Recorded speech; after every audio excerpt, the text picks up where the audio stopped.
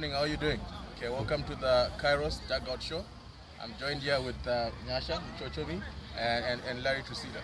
So what we're going to do is we're just going to unpack on these youth weeks that have been going on. And to start off with, we're going to start with the girls that had three magnificent wins last week. Nyasha, what are your thoughts on our girls showing? It was absolutely brilliant to see the girls get all three wins, and I think it's the first time for Zim. And if it's not the first time, we haven't seen that in a very long time. Sykes has done a lot of work, and I think it's a lot of it goes to the preparation. All need to ensure that they were in camp together, had good food meals, preparation kit, and all of that. And I think it all adds up to a successful campaign. And hats off to Sykes, who puts in a lot of work with the girls and the coaching staff of Kim and the team manager Charity. The girls were actually happy. You saw that at the farewell that they were in a good spirit, and it was emotional. It meant something, and that final squad which actually made it had been worked hard for their sports.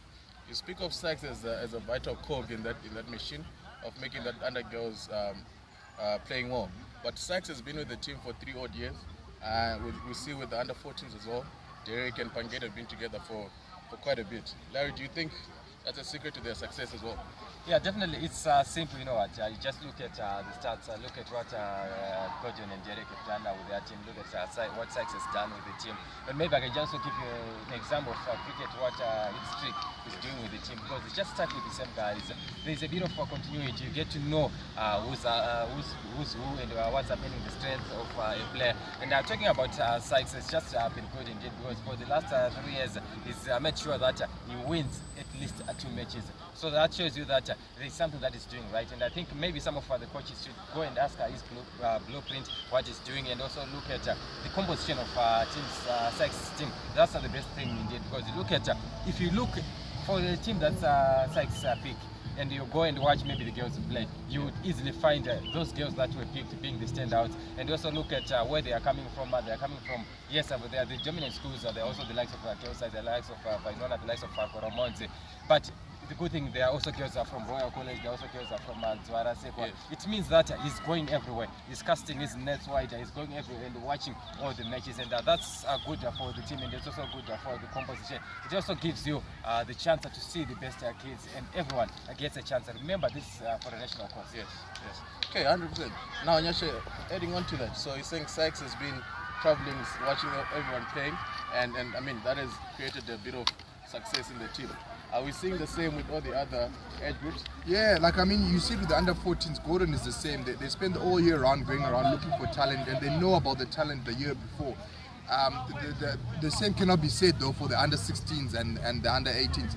I mean, the under 16s you can forgive them, as the coaching staff was only announced, finalized a month before they traveled. On that point, so how are we getting to that point where we only know the coaches a month prior to the youth weeks? I mean, we know for a year that, not even for a year, we know that we're going to have to go for these youth weeks. We need coaches, we need administration. Why do we have to wait only about a month before to finalize? I think that goes to the mother body. The union needs to address those things and make sure that coaches know about themselves being part of the team well in advance, and so they can prepare well. The same with the under 18s. Yes, they needed some changes to be done, but I think Scotty knows some players beforehand, but I think again we're going to see them struggle a bit during the under 18 Craven Week because of what Larry has been alluding to, the continuity and the coaches being together, because you have to allow a time for trial and error, and guys will get it wrong at the start, and it won't be perfect. So I think that will be key.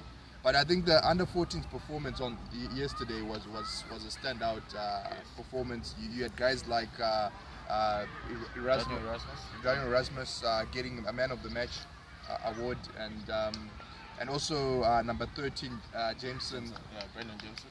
Yeah. Also great performance. Any other athletes who stood out to you? I mean, there was a couple of good performances, but just adding on to that notion of coaches being picked a month prior. With that, can you say that could have been a reason to see our woeful performance yesterday against Free State, where we lost by 70 or by 60 odd points? They put 71 points on us.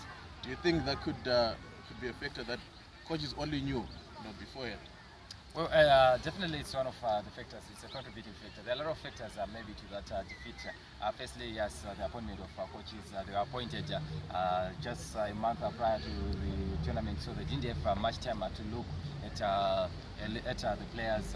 And then also, but then look at the coaches themselves when they were appointed and the caliber of the coaches. Because basically, you need to appoint a winner. You need to appoint someone who commands respect. And the coaches that are there, look who's coaching at the under-16. The head coach is coaching Gateway. They are used to losing. So what kind of language would he be telling the kids in terms of winning? Well, basically you need a winner. Yes. You need a winner. Look at the assistant coach.